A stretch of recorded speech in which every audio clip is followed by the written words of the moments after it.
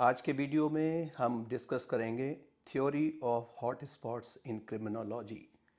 अपराध शास्त्र के अंदर एक थ्योरी होती है हॉट स्पॉट्स की, जिसे डेविस वीसबर्ड और उसके साथियों ने इजाद किया था 2009 में, और इसका नाम दिया था द क्रिमिनोलॉजी ऑफ प्लेस, स्थान का अपराध शास्त्र, street segments and our understanding of the crime problem, गली मोहल्ले में तथा अपराध के बारे में हमारी समझ। इसके बारे में हम जब डिस्कस करेंगे, साथ ही एक क्राइम हुआ है दिल्ली में, उसके बारे में भी हम डिस्कस करेंगे। नमस्कार साथियों, आपका स्वागत है लाभ प्रेम प्रकाश पर। मैं आज जिस थ्योरी के बारे में बात कर रहा था, थ्योरी ऑफ हॉट स्पॉट। बहुत सारे ऐसे क्षेत्र होते हैं जिनमें क्राइम रिपीटेडली होता है, बार बार होता है। एक छोटे से ज्योग्राफिकल एरिया के अंदर क्राइम होता रहता है, और कई बार एक ही घर या उसके आसपास की जो लोकेलिटी है उसमें इस तरह के क्राइम लगातार होते हैं। ऐसा ही क्राइम एक जंगपुरा एक्सटेंशन में दिल्ली में हुआ। इसमें वहाँ के नागरिकों ने बताया कि पहले भी इस तरह की वारदातें वहाँ पर होती रही हैं। इसमें जो डॉक्टर पॉल हैं, उनकी हत्या कर दी गई। उनकी मिसेस डॉक्टर नीना पॉल ने एफआईआर लिखाई, लेकिन उससे पहले जो वारदात हुई है और उसकी जो बैकग्राउंड है वो बड़ी सेंसेशनल है। इसमें बसंती नाम की एक नेपाली महिला, जो काफ़ी दिनों से वहाँ पर मेड सर्वेंट का कार्य करती थी, घर में काफ़ी आना जाना था, उन्होंने अपने साथियों को बुलाया और इसको पूरी तरह से प्लान किया। इसमें पुलिस के द्वारा घटना को देखते ही ये अंदाज़ लगा लिया गया था कि इसमें फ्रेंडली एंट्री हुई है। उसके बाद डॉक्टर को किस तरीके से उन्होंने गैग किया, जो लैश थी डॉग की, पैट डॉग की, उससे उसका गला घोट दिया गया। डेड बॉडी वहीं घर पे पड़ी थी और दरवाजे खुले हुए थे। जिस समय डॉक्टर नीना घर पर आती हैं तो वो देखकर बदहवास हो जाती हैं और चीखती हैं, क्योंकि वहाँ पति की लाश थी। उसके बाद पुलिस को कॉल किया गया, पीसीआर गई, अन्य पुलिस के अधिकारी गए, वहाँ पर क्रिमिनोलॉजी विभाग से भी लोगों ने वहाँ साइंटिफिक एविडेंस कलेक्ट किए। उसके बाद जो सीसीटीवी फुटेज आई, उनसे देखकर उसका मूवमेंट का पता लगाया गया और अपराधियों का पता निकाल लिया गया, जिसमें 3 अरेस्टिंग हो चुकी हैं।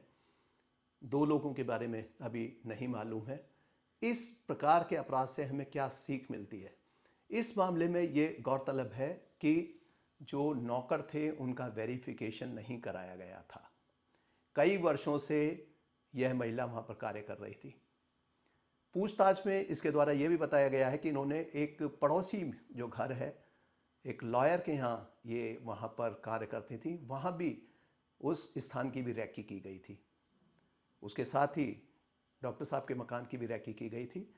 और इसमें एक पैटर्न उन्होंने देखा था कि डॉक्टर पॉल समय के पाबंद थे। वो वॉक करना, पैदल करना, अपने क्लिनिक तक जाना पसंद करते थे, और निश्चित समय पर आना, निश्चित समय पर जाना, एक निश्चित रूट लेना, यह भी उनके लिए घातक हो गया। यह नौकरानी को भली भांति ये पता था कि वो समय से ही लौटते हैं। इसी प्रकार से उन्होंने वहाँ पर बदमाशों की टीम को लगाया, पूरी फील्डिंग लगाई गई और उसके बाद इस घटना को अंजाम दिया गया। माल निकलकर वो सीधे वहाँ से निकल गए और कहीं रोक टोक नहीं हुई। एक होटल में आके वो रुके थे। अब देखिए, इस घटना में पहले रैकी की जाती है, 5 मई को आते हैं, उसके बाद 7 मई को वापस लौट जाते हैं उत्तराखंड में। फिर से ये दोबारा यहाँ पर घटना के लिए आते हैं और होटल में आकर रुकते हैं। जब तक घटना होती है तब तक वहाँ रुकते हैं। किसी भी होटल में अगर कोई सस्पेक्ट हैं तो उनकी जानकारी होटल मालिकों को अवश्य देनी चाहिए, उनकी एंट्री करानी चाहिए, उनका जो आधार कार्ड है या अन्य कोई वेरिफिकेशन उनका डॉक्यूमेंट है उसको ज़रूर देखें। इसी प्रकार नौकरों का वेरिफिकेशन होना बहुत आवश्यक है।